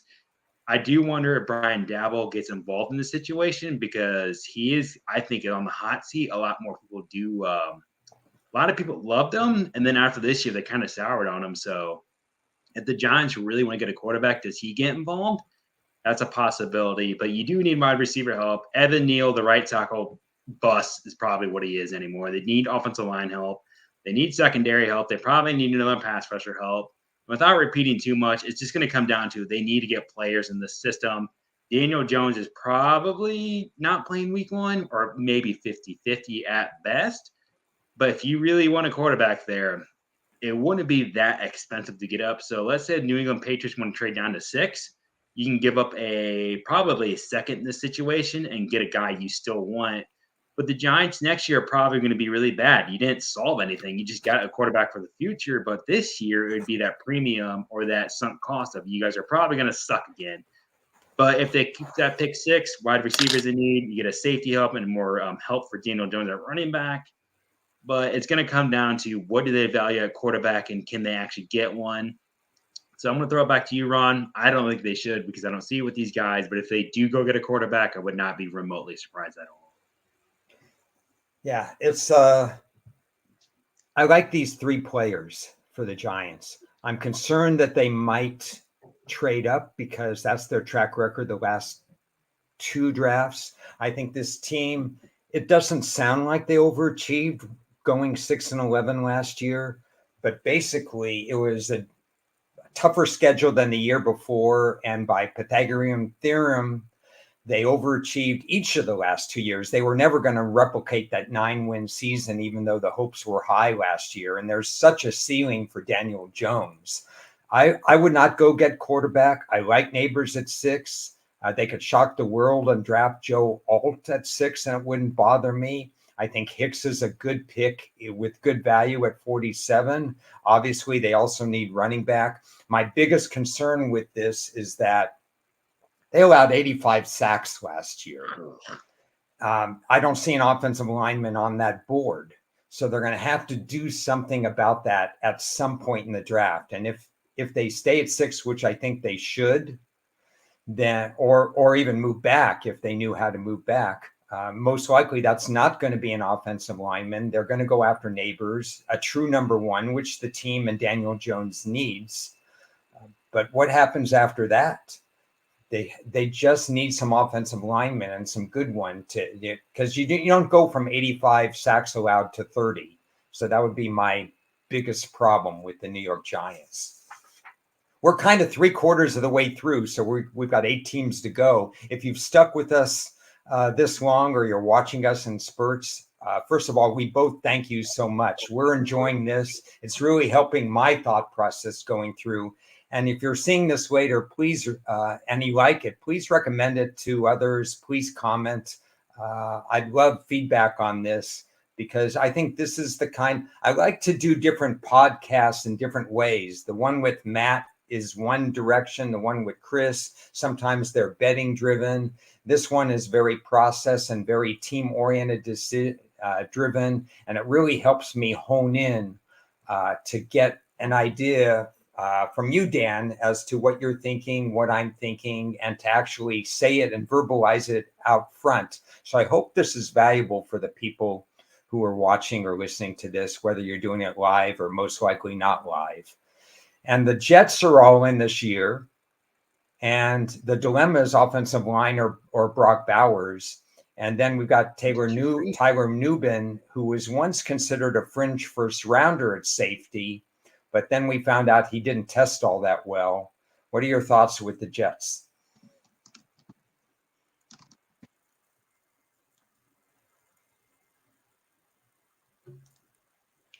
You back, Ron? I'm back. I hope. There you are. Are you there? Yes, I am. Can you hear me? I definitely lost you there for a little bit. So you want to go ahead and restart the Jets again? Yeah, go ahead. You start the Jets. Well, I'm happy all you listeners made it this far with us. I'm losing my voice if you can't tell. But the Jets are an intriguing team because I mentioned it. Loose lips sink ships, and they told the world they're going to take an offensive tackle last year. And then you saw them panic on the clock and take that defensive end from Iowa State, who probably hasn't panned out very well so far. But the Jets are in a win-now mode. Aaron Rodgers, the GM, is probably going to want to get a player he wants. And the more I look at the Jets, I don't think you're going to take tight end here. I know it's kind of an older mock, a few days old, and so much of this information does change on a hour-to-hour basis or day-to-day, depending on what part of the process you're in. But you can go tight end here. You could go safety here, although I would like some offensive line help. But let's assume they go tight end here or trade up for pick 8. I do think the Jets are looking hard at Odunze, and you could get there for a 3rd-round pick or a 4th-round pick because they have 2 of them over here as I look on my sheet. If the Falcons want to trade down, this is a good spot for the Falcons to trade down and get a pass rusher, and the Jets to trade up and get a wide receiver. They would give Rodgers help, but my pushback is always going to be this offensive line is on paper decent. I'm going to put it that way. The left tackle, Tyron Smith, you're going to get probably 3 or 4 games out of him. The dude can't practice. I believe that's the field where everyone complains and gets hurt on because something the way they step on there or something like that, the way with the artificial turf. So my guess is you still need offensive line help. So if you do keep pick 10 or trade up, it would be for a wide receiver or tight end here. I doubt they're going to trade down. If you go safety round 3, I hate it because you need some tackle and offensive line depth. So if you go pick 10, I wonder if that's going to be offensive lineman instead of the tight end Bowers. But it's going to come down to what does Aaron Rodgers want, and will Aaron Rodgers probably get his way again? So I don't mind it. I really want to see some offensive linemen earlier than pick round 4, round 5 on the sheet, which is not pictured here. But I don't think I picked 10 or taking tight end Bowers. I think it's going to be offensive lineman or trade up. I tend to think it would be offensive linemen. I don't know. We've gone 24, 25 teams in. Might have a slight disagreement about safety because I have safety as their number one need. So if they got Nubin at 72, I would actually be thrilled with this pick, interestingly enough. I don't think they want somebody like Fuega, who's been mocked to them, because I think they want pass protection for Aaron Rodgers. And actually, Fuaga can do that. There's not a problem. I just think it would be a little bit of a learning curve for him to do that over his run blocking expertise. But we'll see, because Fuga has a chance to be a pretty strong right tackle in the NFL. So with that being said, the other need that I would have would be some sort of fleet-footed wide receiver. They've got the height, they've got something else, but if they could get one of those faster guys that could play off Garrett Wilson on the other end, that would be another consideration. But I think for me, it's 75% O-line at pick 10, 25% Brock Bowers. And then I'm kind of in agreement with Dane. Let's go safety at 72. Nubin, I don't think he's there, even though he's falling rapidly from his original draft slot of over under 32 and a half. One of those times that I wish I didn't live in California, so I could have taken advantage of that. But I think Nubin, for this team, I would rate him as kind of in the 40 to 45 range. So I think it would be great value for him there. Minnesota probably won't stick at 22. The reason I say that is because I'm not Minnesota. Philadelphia probably won't stay at 22 because we've seen them jump other teams in the past. That's what Howie Roseman is famous for. What I think will happen is that they either want to jump Cincinnati at 18 if they want to get an offensive lineman, or if they want a defensive back, if they want one of the top 2 defensive backs, and that person is still there. If it's Mitchell falling past pick 15, or it's Arnold falling past 15, then I think they jump the Jags at 17 to get that pick. That's what I'm kind of looking for.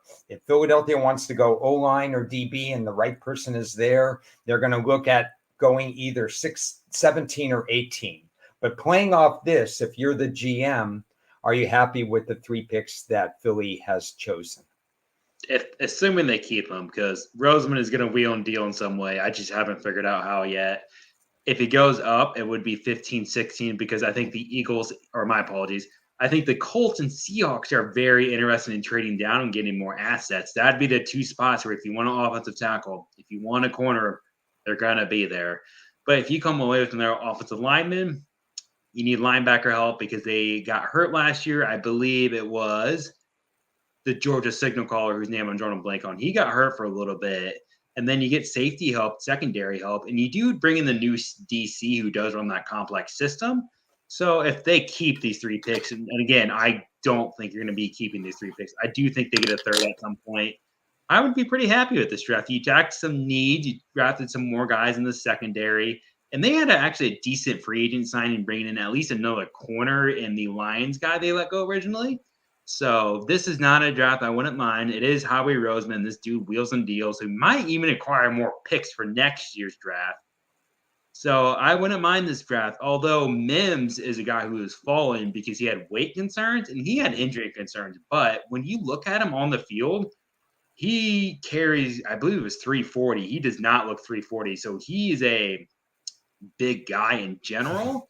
who can block really well. And I do think that would help Hurts out a bit. And Howie values trench guys. He is a defensive line, offensive line first. You see him spend premium on those positions. So that would fit a team need for them, in my opinion, even though it's probably not the biggest need versus corner. But if Howie Roseman came away with all these players, I think it'd be a good draft for them. Or they're going to be coming away with more picks in some way. So pick it with Roseman. Either you get players, you're going to get more picks. Yeah, I like the positions picked in this. Mims is boom bust, 8 career starts at Georgia. And speaking of Georgia, didn't Dane do this just right? Philly averages about 2 to 3 Georgia picks per year. He's got them 2 picks in the first 2 rounds. So this could be Howie Roseman clone draft right there. That fits his modus. Last year, Pittsburgh had my number 1 rated draft. That's unusual. They generally draft perfectly as far as focus, but they don't usually get the best players at the position. But last year they nailed it. What do you think of this year? Well, they do need offensive line help. They lost a wide receiver, but this is a team over the years who just finds wide receivers year in and year out and go find these later round guys and make them productive. So you got wide receiver there. You get 2 offensive linemen, which I do think like here. At pick 20, you're kind of in that weird territory of Latham might be gone. The other tackles will be gone at that point. So I do like the fact that they got Barton. He's the Duke player who, like I mentioned earlier, played multiple positions of offensive line. I think he played all 5 positions. So if you're not really sure what you're going to do with your offensive line pick at pick 20, I actually like that pick quite a bit because they do need interior offensive line help. And maybe later in day 3, or my apologies, later day 2 with these picks, you get a true offensive tackle, but you try to figure out what you're going to do with Barton. Michigan wide receiver you need help with.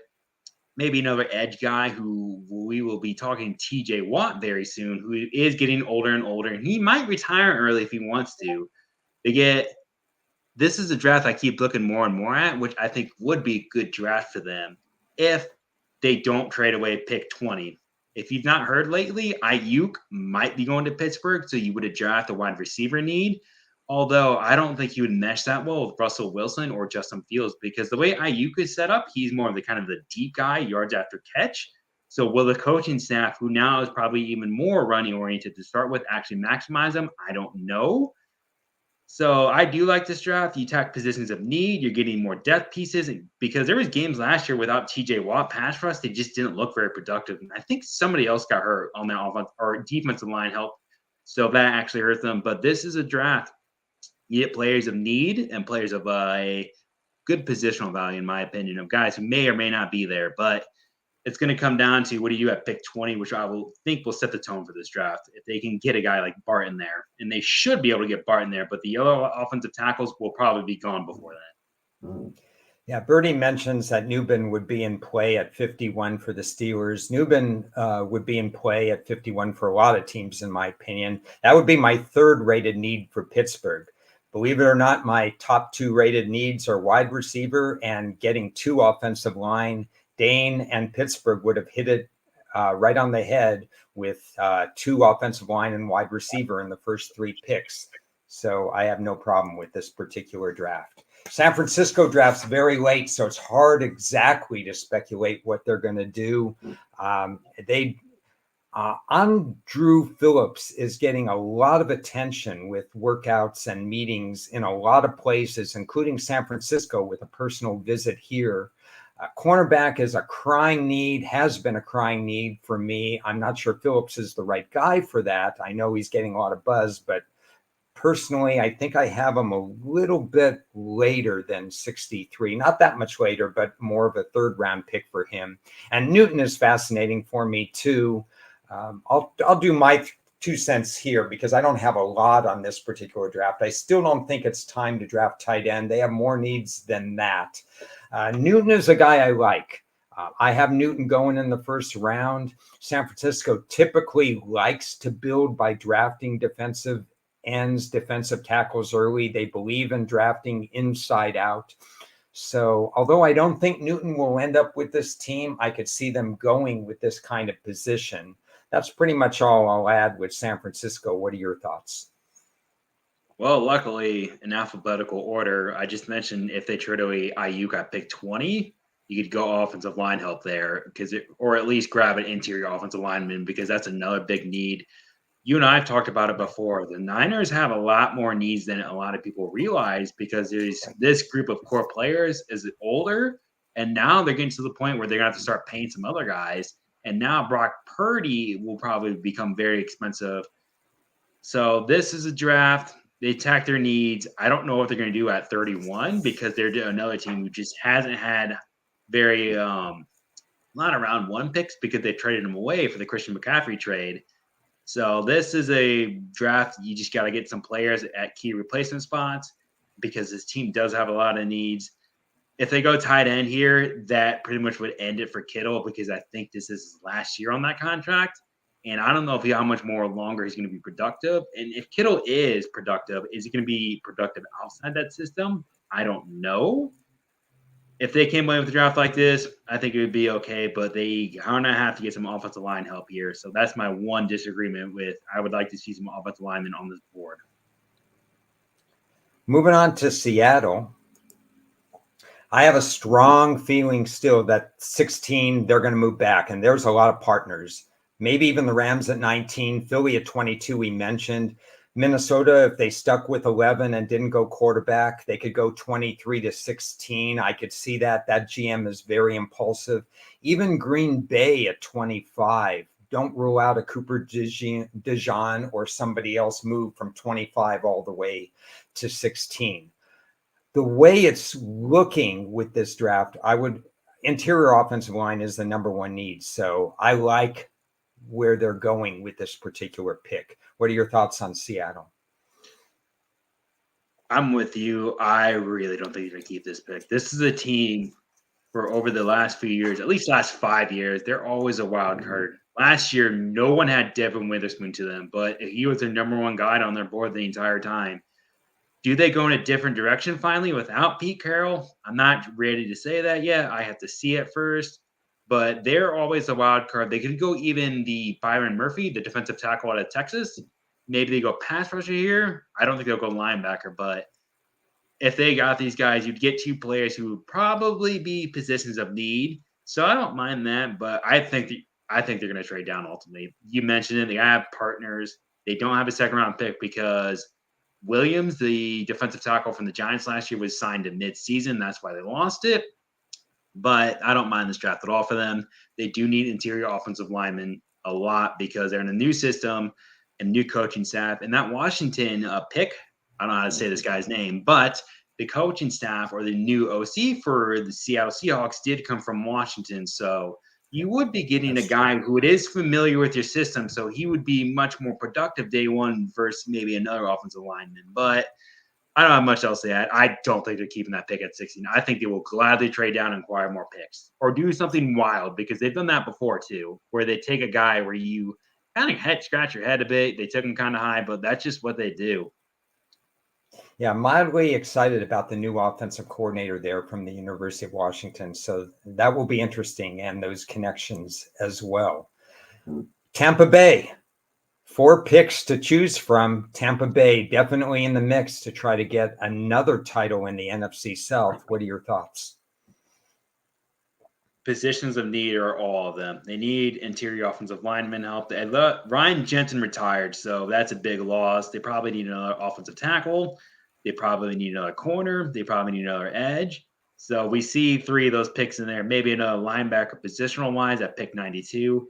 But the Bucs are a team I have had a hard time nailing down what they're going to do. I don't think they'll take Nate Wiggins because Nate Wiggins is falling for a reason. I'm pretty sure it is medicals last I heard. So if they go offensive lineman first, it would be probably interior offensive lineman, maybe Austin Powers Jackson, maybe a different one. But I kind of like these because these guys are all positions of need, and they're probably going to be starting day one. So I don't really have much to add because I can't really figure out what they're going to do. They could go edge too, but it would be Chop Robinson.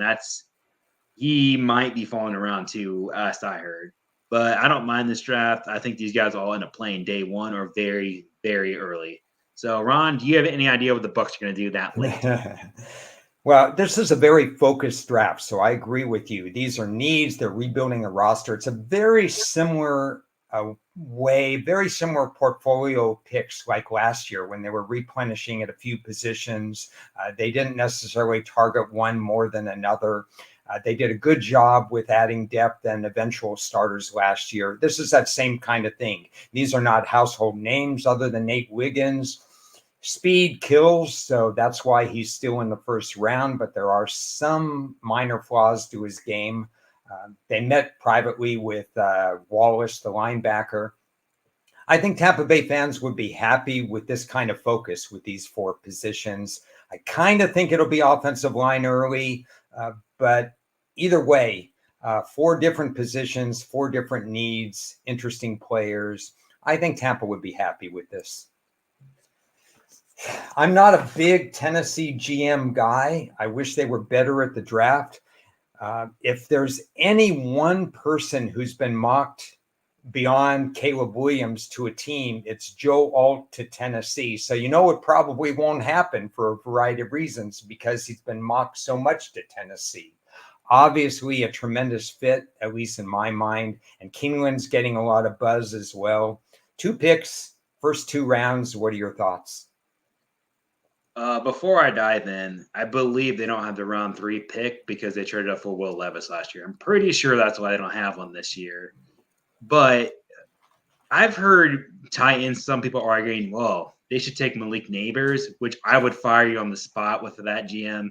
I know Neighbors is awesome, but that offensive line was beyond putrid last year. You need to figure out if Will Levis is the guy. You really only have 2 more years because this was his rookie year, a lot of moving parts, new coach, same GM. So this is really a rookie year plus to me for Will Levis. And he had 0 help on that offensive line. You can't run an offense when you guys can't block for more than half a second. I think the Titans just need to look at the board and turn that card in with Joel. You need help on that left side. They did bring in Cushenberry for center. They drafted the guy last year, the left guard, whose name I'm drawing a blank on, the Northwestern kid. So if you can get a really solid left side, I do think it would help Levis, and I do think he could finally run a real offense.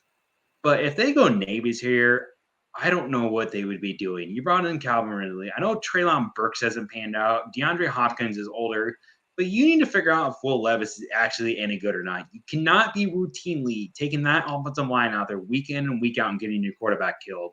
We've seen plenty of examples over the years of a bad offensive line killing your quarterback. Andrew Luck, David Carr, Derek Carr to a certain degree. So the Titans need to address this offensive lineman. They need to get a competent left tackle, or at least decent left tackle, because Andre Dillard was so bad last year. Couldn't block anybody. And at some point, you need to fix your offensive line. I know Callahan is the O-line whisperer, but the Browns took in some guys early on and built a good offensive lineman, and then he did the rest. I want to see the Titans truly figure out if Will Levis is the guy or not, because let's say 2 years from now, Will Levis stinks. You're probably going to get fired as a head coach and GM. And I do think this GM is a massive, what's the word I'm looking for? Kind of sucks. It's a nice way to put it. They've been drafting defensive players, but they've not panned out. Do you remember the Virginia Tech cornerback who had back issues and they took him high on? I haven't seen him since. Farley. Yeah, Farley. He is not panned out. So this GM has a track record of taking questionable guys and they don't pan out. So at some point, you need to draft at least decent players are going to show up to work. So Titans, I like to pick offensive tackle. They should not be having any other discussion at pick 7 unless they get a Godfather offer, or at least not a Godfather, but at least a decent trade offer, and they can get more players at other positions. Then I would consider maybe going to a different position besides offensive tackle. But your answer this year should be one thing and one thing only. How good is Will Levis, and can we make him our franchise QB? If you're not trying to figure that out and you go into the year again with a bad offensive lineman, I don't know what they're doing. They'd have to figure this question out. So, Joel, just Titans, just turn that card in. Don't even ask. Just figure it out later. You need offensive lineman help. Like the edge there too. But, Ron, that was a lot about one position at the Titans at pick 7. So, would you argue maybe Neighbors there, or are you with me where they need to figure out if Levis can actually play the game and get more than half a second of blocking? Well, since this GM didn't even know he drafted all one side of the ball last year, He's been fired and you're the new GM, but you've got a dilemma now. You're sitting at 7 and you're locked in at 7. You can't trade back. And Joe Alt is gone. Similar to the Seattle situation or the Jets situation before when they were blindsided. You've been blindsided. Joe Alt's no longer on the board. What do you do at pick 7? Can't trade down. That's off. That'd be the first thing, but somebody needs to trade up. So let's say Alt goes number 6 to Giants. So my guess is if pick 4 or 5 is a QB, you would have probably Neighbors there. But if Neighbors isn't there, I don't know what they do. It's probably going to be Joel Alt 1, Malik Neighbors 2, if they're one of those two are there or one's gone.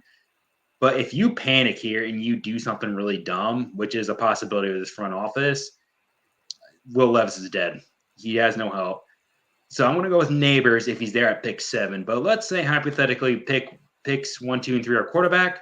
Pick 4 is Marvin Harrison. Let's say the Chargers keep their pick at 5. That's another wide receiver probably. Pick 6, let's say Joel Alt. At pick 7, if those guys are off the board, I'm not sure what they do. Do we see another right tackle go in this position? Do we see the Penn State guy, whose name I'm not going to try to say? Do we see the Washington left tackle go here?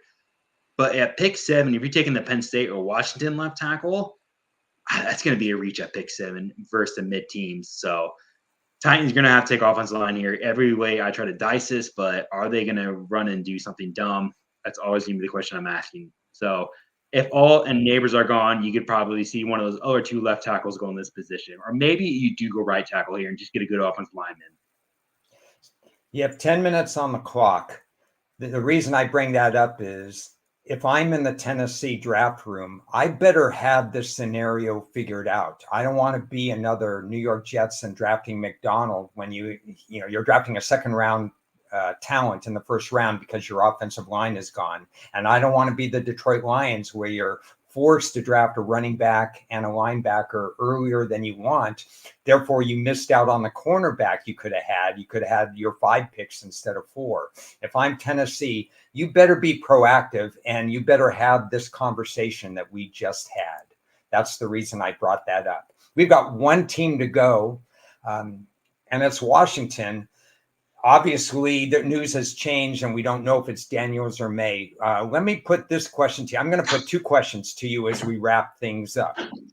One, you have the choice of Daniels or May. You're the GM. Who do you want? And May. 2, what do you? Okay, May. So we've covered that. So 2, what about the rest of the draft? What do you think? 6 picks in the top 100. They've already changed the culture of the organization, which needed to be changed with something like 19 free agents already. How do you like this haul? So I'm on record saying I like May more than Daniels. I'm out on Daniels. I just don't see it with them. But let's assume they get a quarterback here with May. You get some offensive tackle help. They need O-line help. You did drop some wide receiver over the last few years. Jahan Dotson is the deep threat from Penn State. McLaurin is still there. So you would have some weapons for May if he does come in. You start attacking offensive line. You'd get him some help there because they weren't a very good offensive line either last year. But I know they ran that deep 7-step drop with Sam Howell, and I just think it was a mismatch because the offensive line and the OC didn't match that well for what they could do and what they did produce. So if they go quick drop with May and get an offensive tackle, I like that quite a bit. They need secondary help. They need edge help. They need another offensive line, which I don't mind. And then you get another wide receiver for May to figure out, or Daniels here. So if you did get May and all these players at those positions and they pan out to be at least contributors, I would be a big fan of what they did. You would have your answer for quarterback and you could start fully building around them. So if I was the GM, this would be a very good draft to me. You're attacking many positions of need, and now you just need to develop your guys. And you'd be getting a little bit of depth off the offensive linemen. And you and I keep mentioning offensive line help for rookie QBs. So this is a draft overall. I like really what they did. Maybe you wouldn't go to another defensive lineman, so they traded Chase Young and the other guy to the Bears right now, whose name I can't think of. But you would be getting guys in other positions. So you would be giving Drake May or Jaden Daniels at least a solid foundation to work with. And then now you have the next 2 to 3 years to figure out if they're the dude or not. So Ron, long answer. I really like this draft, regardless who they take at QB. Yeah.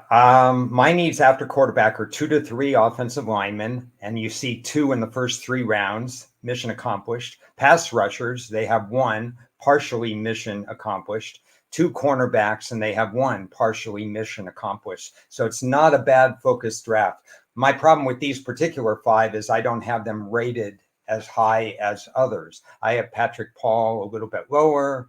I have them all kind of a little bit lower. So I think if they took the positions, that would be okay. I'm okay with Mayor Daniels at number 2, and I don't think they should consider at all trading out of it. You've got 6 picks in the top 100. You don't have to worry about. Arizona needed to do this last year. They needed to build draft capital, and that's why they have 11 picks this year. Washington has 6 of the first 100. Use them to the best way or shape that you think you could use them and go from there. And so I would say just stick and go with that. Well, we covered 32 teams, and the scroll says final thoughts. And, there's so much more. We're going to hear wild rumors. We're going to hear, smoke screens, maybe some last minute intel that's going to change a lot of our thinking. Now that we went through this exercise, what are your thoughts in terms of what you're looking for, what you're looking at, what you like about the upcoming draft? Well, as my computer becomes a lawnmower because I have so many tabs open right now. Overall, my computer's having at it. I gotta shut it down after this. If you're one of these top teams, what are you doing at quarterback if May goes 2 instead of Daniels and Mike's first at pick 3? What are you gonna do if Daniels is there or May's not there and you wanted the other guy? That's a possibility. There are no solutions in the NFL draft, Ron. Only trade-offs. And what are you going to trade off? No idea yet. You need to ask yourself that question. Titans was a prime example. If you miss out on some guys, what do you do? I want to see that. Will the Falcons do a pass rusher for the 8th year in a row? Because you and I were never going to solve this issue if we keep doing this roundabout way. But final thoughts, I'm going to keep it simple. There are no solutions, only trade-offs. And the real question you're asking yourself is, what are you trading off to do this versus not doing that? So this will be fun. Let's see what leaks in the next probably 3 days because the weekends are usually pretty light before the draft. But by Monday, Tuesday, you probably will hear things closer to the truth instead of the lying we see going on right now with the agents getting involved. So beware what you hear for the next few days. I think Monday, Tuesday is when you see the floodgates open and really come to light of what is actually probably going to happen versus the speculation part. So there's a pleasure doing this. And one of the reasons why we picked this kind of unique format is because contrary to the television eyes and everything else, is drafts are not all about the first round. They're about the entire draft. And the idea that we could bring in the second and third round into this exercise is important. We didn't have enough time at all to bring in the third day for each team. But, after the draft, we're analyzing the whole draft. Did teams fill holes? What needs still remain? Parcel that with who are the quarterbacks they're going to play? Are they equipped to handle the quarterbacks they're going to play based on the schedule? What about their offensive line? Are they going to protect their rookie quarterback investment? I really like looking at the draft from a full figure perspective and not just the first round. So it's nice to get away from just quarterback draft talk, even though where these 6 line up, it's going to be really interesting. You're going to hear more from us as you go through. I've got a couple of shows lined up next week. I'm sure you and I are going to do some post-draft, something or another, strategies on teams. And then we'll take it easy, take a break, go visit other countries and other cities. But right now, it's football, still football season. Dan, thanks for doing this. Hopefully all the listeners got something out of this. And we'll see you guys down the road.